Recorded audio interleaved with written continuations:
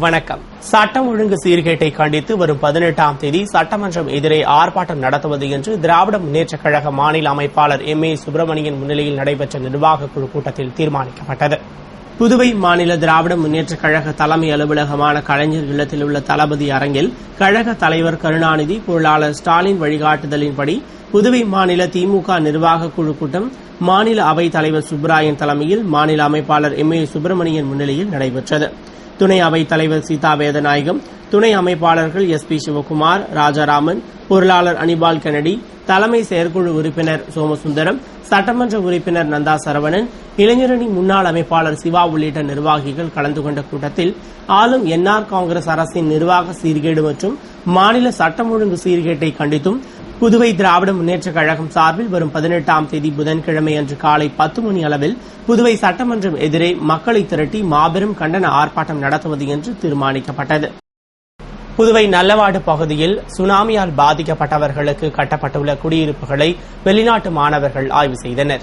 ஹைதராபாத்தில் உள்ள தேசிய ஊரக வளர்ச்சி மையத்தில் இந்தியா, மொரீஷியஸ், பூடான், உகாண்டா உள்ளிட்ட 23 நாடுகளைச் சேர்ந்த மாணவ மாணவிகள் படித்து வரும் நிலையில் பேரழிவால் பாதிக்கப்பட்ட பகுதிகளை நேரடியாக ஆய்வு செய்து ஐநாவிற்கு அறிக்கை சமர்ப்பித்து வருகின்றனர். அதன்படி இந்தியாவில் 13 பேரிடர் பாதிப்பு இடங்களை ஆய்வு செய்ய திட்டமிட்ட 23 மாணவர்கள் நல்லவாடு பகுதிக்கு சென்று சுனாமி பேரழிவு மற்றும் தானே புயலால் பாதிக்கப்பட்ட பகுதிகளை பார்வையிட்டு ஆய்வு செய்தனர்.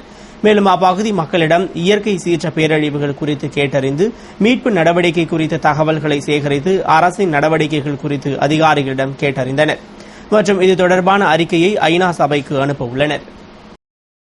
புதுவை ஜிப்மரில் உலக தற்கொலை தடுப்பு தினத்தை முன்னிட்டு நடந்த நிகழ்ச்சியில் ஜிப்மர் இயக்குநர் ரவிக்குமார் தற்கொலை தடுப்பு விழிப்புணர்வு கையேட்டினை வெளியிட்டு சிறப்புரையாற்றினார். உலக தற்கொலை தடுப்பு கூட்டமைப்பு மற்றும் உலக சுகாதார நிறுவனம் இணைந்து ஆண்டுதோறும் செப்டம்பர் 10ஆம் தேதியை தற்கொலை தடுப்பு தினமாக அனுசரித்து வருகிறது.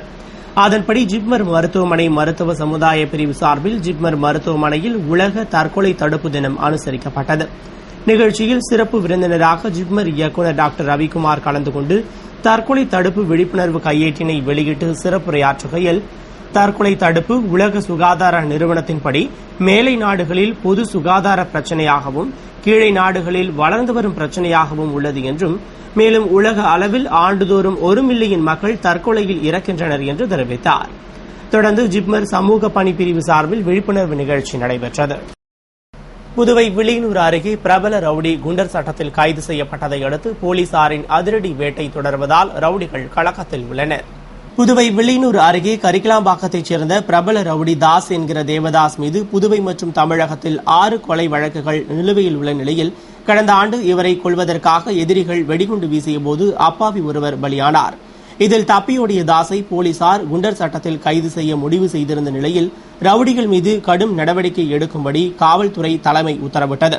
எனவே வில்லியனூரில் தலைமறைவாக இருக்கும் ரவுடிகளை போலீசார் தேடி வந்த நிலையில் கரிக்கலாம்பாக்கம் பகுதியில் தேவதாஸ் பதுங்கியிருப்பதாக தகவல் கிடைத்ததால் அங்கு மங்களம் உதவி ஆய்வாளர் பெலிக்ஸ், கரிக்கலாம்பாக்கம் உதவி ஆய்வாளர் ராஜ மனோகர் மற்றும் போலீசார் அதிரடி சோதனை நடத்தி ரவுடி தேவதாஸை சுற்றி வளைத்து பிடித்து கைது செய்தனர்.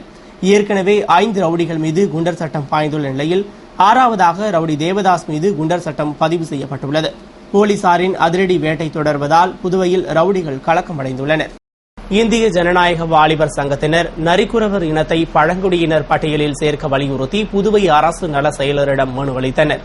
புதுவை இந்திய ஜனநாயக வாலிபர் சங்கத்தினர் நரிக்குறவரை பழங்குடியினர் பட்டியலில் சேர்க்க வலியுறுத்தி சங்க தலைவர் சாரங்கபாணி, செயலாளர் சங்கர் தலைமையில் இந்திய ஜனநாயக வாலிபர் சங்க தலைவர் சரவணன் முன்னிலையில் அரசு நலத்துறை செயலரிடம் மனு அளித்தனர். அந்த மனுவில் பழங்குடியின மக்களை பிற்படுத்தப்பட்டோர் பட்டியலில் சேர்த்துள்ளதால் மிகவும் பாதிக்கப்படுகின்றனர் என்றும், எனவே பிற மாநிலங்களைப் போன்று பழங்குடியினர் பட்டியலில் சேர்க்க வேண்டும் என்றும், அதுவரை பழங்குடியின மக்களுக்கு அளித்து வரும் அனைத்து சலுகைகளையும் வழங்க வேண்டும் என்று குறிப்பிடப்பட்டிருந்தது. அப்போது 50க்கும் மேற்பட்ட நரிக்குறவர்கள் உடனிருந்தனர். மேலும் அலுவலகம் முன்பு கோரிக்கையை வலியுறுத்தி கோஷமிட்டனர். எங்க நரிக்குற இனத்தை ஒரு ST பட்டியலில் சேர்த்தா இன்னும் எங்களுக்கு வாழ்வாதாரம் நல்லா இருக்கும். எங்களுக்கு வேட்டையாட எந்த ஒரு உரிமையும் கிடையாதுன்ட்டு இப்போ எல்லாம் ரத்து பண்ணிட்டாங்க. இப்போ அந்த தொழில் இல்லாமல் நாங்கள் ரொம்ப கஷ்டப்பட்டுட்டு இருக்கோம், எங்களுடைய பொழப்பு இல்லாமல். இப்போ அந்த மாதிரி செய்யும்போது இந்த புதுவை மாநிலம் எங்களுக்கு ஏதாவது ஒரு நன்மைகள் செய்யணும். அதே மாதிரி எங்கள் முதலமைச்சர் அவருக்கு மனுவும் அளித்திருக்கோம். அந்த மனு அவர் ஏதாவது செஞ்சால் எங்களுக்கு பேருதவி. எங்கள் இந்த 2000 குடும்பங்களும் நல்லபடியாக பழப்பு பார்த்துன்னு சந்தோஷமாக வாழ்வோம். தலைமைச் செயலகத்திற்கு நாங்கள் மனு அளித்திருக்கோம். நல்லது ஏதாவது செய்யணும் அப்படின்ட்டு நாங்கள் சந்தோஷப்பட்டிருக்கோம். புதுவையில் விநாயகர் சதுர்த்தி விழாவினை முன்னிட்டு பல்வேறு இடங்களில் விநாயகர் சிலைகள் அமைக்கப்பட்டு சிறப்பு பூஜைகள் நடைபெற்றன.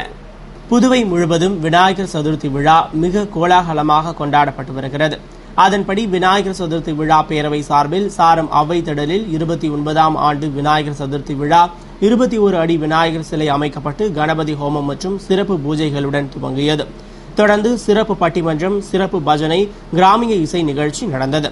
அதேபோன்று முத்திரையர்பாளையம், கோவிந்தன்பேட்டில் உள்ள ஊர் இளைஞர்கள் மற்றும் பொதுமக்கள் சார்பில் நடைபெற்ற விநாயகர் சதுர்த்தி விழாவில் விநாயகருக்கு சிறப்பு அலங்காரம் செய்யப்பட்டு சிறப்பு பூஜைகள் நடந்தது. விழாவில் காங்கிரஸ் பொதுச் செயலாளர் AKD ஆறுமுகம் சிறப்பு விருந்தினராக கலந்து கொண்டு சாமி தரிசனம் செய்து அன்னதானத்தை துவக்கி வைத்தார். அதுபோன்று ஏம்பலத்தில் எழுந்தருளி உள்ள அருள்மிகு சுந்தரமூர்த்தி விநாயகர் கோவிலில் சதுர்த்தி விழாவினை முன்னிட்டு விநாயகருக்கு சிறப்பு அபிஷேக ஆராதனையுடன் சிறப்பு பூஜைகள் நடந்தது. விழாவில் பங்கேற்ற பக்தர்கள் அனைவருக்கும் பிரசாதம் வழங்கப்பட்டது. விழாவிற்கான ஏற்பாடுகளை அறங்காவல் குழுவினர் மற்றும் ஊர் பொதுமக்கள் செய்திருந்தனர். சிரியா மீது அமெரிக்கா போர் தொடுப்பதை கண்டித்து அகில இந்திய தொழிற்சங்க மைய கவுன்சில் சார்பில் கண்டன ஆர்ப்பாட்டம் நடந்தது. புதுவை காந்தி வீதி, நேரு வீதி சந்திப்பில் மார்க்சிஸ்ட் கம்யூனிஸ்ட் அகில இந்திய தொழிற்சங்க மைய கவுன்சில் சார்பில் சிரியா மீது அமெரிக்கா போர் தொடுப்பதை கண்டித்தும் இந்திய அரசு அமெரிக்காவின் போர் திட்டத்தை எதிர்த்து சிரியாவிற்கு ஆதரவாக நிற்க வலியுறுத்தியும் கண்டன ஆர்ப்பாட்டத்தில் ஈடுபட்டனர். மாவட்ட செயலாளர் பழனி தலைமையில் நடைபெற்ற ஆர்ப்பாட்டத்தை மாநில கமிட்டி உறுப்பினர் சங்கரன் துவக்கி வைத்திட மத்திய கமிட்டி உறுப்பினரும் மாநில செயலாளருமான பாலசுப்ரமணியன், திராவிடர் கழக தலைவர் சிவ வீரமணி, பார்வர்ட் பிளாக் கட்சி மாநில பொதுச் செயலாளர் முத்து, புரட்சிகர சோசியலிஸ்ட் மாநில செயலாளர் லெனின், தமிழ்மணி, AICCTU பொதுச் செயலாளர் மோதிலால் ஆகியோர் கண்டன உரையாற்றிய போராட்டத்தில் கவுன்சில் நிர்வாகிகள் மற்றும் உறுப்பினர்கள் திரளாக கலந்து கொண்டனர்.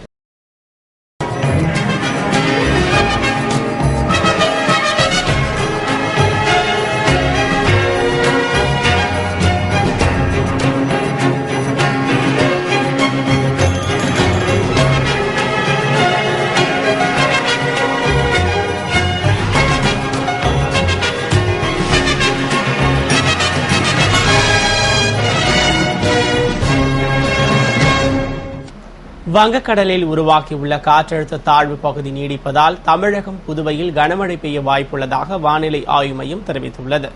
தமிழகத்தின் பல்வேறு மாவட்டங்களில் கடந்த ஒரு வாரமாக மழை பெய்து வருகிறது. இந்நிலையில் ஆந்திரா அருகே வங்கக்கடலில் வளிமண்டல மேலடுக்கில் ஏற்பட்ட காற்று சுழற்சி காரணமாக தமிழகத்தின் வட மாவட்டங்கள் மற்றும் புதுச்சேரியில் நேற்று முன்தினம் முதல் மழை பெய்து வருகிறது. சென்னையில் நேற்று முன்தினம் இரவு 10 மணிக்கு பெய்ய துவங்கிய மழை நேற்று காலை 8 மணி வரை விடாமல் பெய்து கொண்டிருந்தது. அதன் பின்னர் மாலையில் மீண்டும் பெய்ய தொடங்கிய மழை இரவு வரை நீடித்தது. இந்நிலையில் அடுத்த 48 மணி நேரத்திற்கு பலத்த மழை பெய்யக்கூடும் என்று வானிலை ஆய்வு மையம் தெரிவித்துள்ளது. இதுகுறித்து தெரிவித்த வானிலை ஆய்வு மைய அதிகாரிகள், வங்கக்கடலின் மேற்கு மத்திய பகுதி மற்றும் ஆந்திர கடலோர பகுதியில் குறைந்த காற்றழுத்த தாழ்வு பகுதி உருவாகி நீடிக்கிறது என்றும், இதன் காரணமாகவும் வளிமண்டல மேலடுக்கில் ஏற்பட்டுள்ள சுழற்சி காரணமாகவும் தமிழ்நாட்டில் மழை நீடிக்கும் என்றும், சென்னை, காஞ்சிபுரம், திருவள்ளூர், கடலூர், விழுப்புரம், தஞ்சாவூர், திருவாரூர், நாகப்பட்டினம், புதுக்கோட்டை, வேலூர், திருவண்ணாமலை, கிருஷ்ணகிரி, தருமபுரி, சேலம், நாமக்கல், நீலகிரி, திருப்பூர், கோயம்புத்தூர், ஈரோடு, கரூர், திருச்சி, பெரம்பலூர், அரியலூர் உள்ளிட்ட மாவட்டங்கள் மற்றும் ஆந்திர பிரதேசம், கேரளா, கர்நாடகாவில் அடுத்த 48 மணி நேரத்திற்கு பலத்த மழை பெய்யும். தென் மாவட்டங்களில் சில இடங்களில் மழை பெய்ய வாய்ப்புள்ளதாகவும், சென்னையை பொறுத்தவரை வானம் மேகமூட்டத்துடன் காணப்படும் என்றும், ஒரு சில இடங்களில் மாலை அல்லது இரவு நேரத்தில் மழையோ அல்லது இடியுடன் கூடிய மழையோ பலத்த மழையோ பெய்யும். சில பகுதிகளில் பலத்த மழை பெய்ய வாய்ப்புள்ளது என்றும் வானிலை மைய அதிகாரிகள் தெரிவித்தனர்.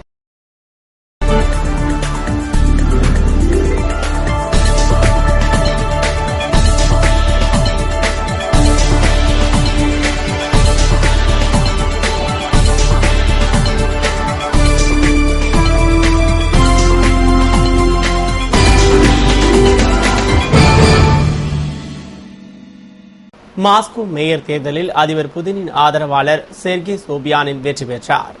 ரஷ்ய தலைநகர் மாஸ்கோவின் மேயர் தேர்தலில் அதிபர் புடினின் ஆதரவாளர் செர்கே சோபியானின் எதிர்க்கட்சித் தலைவரும் ஊழலுக்கு எதிராக பிரச்சாரம் செய்பவருமான அலெசி நவால்னே ஆகியோர் இடையே கடும் போட்டி நடைபெற்றது. இத்தேர்தலில் வாக்குப்பதிவு முடிந்து முடிவுகள் வெளியான நிலையில் புதினின் ஆதரவாளர் செர்கே 51.27% வாக்குகள் பெற்று வெற்றி பெற்றார். நவால்னேக்கு 27.3% ஓட்டு கிடைத்தது. ஆனால் தேர்தல் முடிவை ஏற்க மறுத்த அவர் கருத்து கணிப்பில் தனக்கு 30% ஆதரவு இருந்ததாக கூறினார். எனவே ஓட்டு எண்ணிக்கையில் தில்லுமுள்ளு நடந்துள்ளது என்றும் அவர் குற்றம் சாட்டினார். சிரியாவிடம் இருக்கும் ரசாயன ஆயுதங்கள் முழுவதையும் அதிபர் ஆசாத் ஒப்படைக்க முன்வந்தால் தாக்குதல் நடத்துவதை நிறுத்துவோம் என்று அமெரிக்க வெளியுறவுத்துறை அமைச்சர் ஜான் கெர்ரி தெரிவித்துள்ளார். ரசாயன ஆயுத விவகாரத்தில் சிரியா மீது ராணுவ நடவடிக்கை எடுக்க அமெரிக்க ஜனாதிபதி ஒபாமா முடிவு செய்துள்ள நிலையில் லண்டன் சென்றுள்ள அமெரிக்க வெளியுறவு அமைச்சர் ஜான் கெர்ரியிடம் சிரிய அரசு ஏதாவது முயற்சி அல்லது உறுதியளித்தால் தாக்குதலை நிறுத்த வழி உண்டா என நிருபர்கள் கேள்வி எழுப்பியபோது, சிரியாவிடம் இருக்கும் ரசாயன ஆயுதங்கள் முழுவதையும் அதிபர் ஆசாத் ஒப்படைக்க முன்வந்தால் தாக்குதல் நடத்துவதை நிறுத்துவோம் என்றார். அவை முழுவதையும் தாமதம் செய்யாமல் உடனே ஒப்படைக்க வேண்டும் என்றும், ஆனால் அவர் அதை செய்ய மாட்டார், அது நடக்கக்கூடியதல்ல என்றும் ஜான் கெர்ரி பதிலளித்தார். அமெரிக்க ஓபன் டென்னிஸ் ஆண்கள் ஒற்றையர் இறுதிப் போட்டியில் உலகின் முதல்நிலை வீரர் ரஃபேல் நடால் வெற்றி பெற்று கோப்பையை கைப்பற்றினார். நியூயார்க்கில் நடைபெற்ற அமெரிக்க ஓபன் டென்னிஸ் ஆண்கள் ஒற்றையர் இறுதிப் போட்டியில் உலகின் முதல்நிலை ஆட்டக்காரரான ஸ்பெயின் வீரர் ரஃபேல் நடால் மற்றொரு உலகின் முதல்நிலை ஆட்டக்காரரான செர்பியாவின் நோவோக் ஜோகோவிச்சை சந்தித்தார். மிகவும் விறுவிறுப்பாக நடைபெற்ற இப்போட்டியில் ரஃபேல் நடால் 6-2, 3-6, 6-4, 6-1 என்ற செட்களில் ஜோகோவிச்சை வீழ்த்தி கோப்பையை தட்டிச் சென்றார். இந்த வெற்றியின் மூலம் $36 லட்சம் பரிசை நடால் பெற்றார். இது அவருக்கு கிடைத்த இரண்டாவது அமெரிக்க ஓபன் டென்னிஸ் கோப்பையாகும். மொத்தம் 13 கிராண்ட்ஸ்லாம் கோப்பையை வென்றுள்ள ரஃபேல் நடால் இதற்கு முன்பு அவர் 2010 ஆண்டு அமெரிக்க ஓபன் டென்னிஸ் கோப்பையை வென்றதும் குறிப்பிடத்தக்கது. இத்துடன் செய்திகள் நிறைவடைந்தன. வணக்கம்.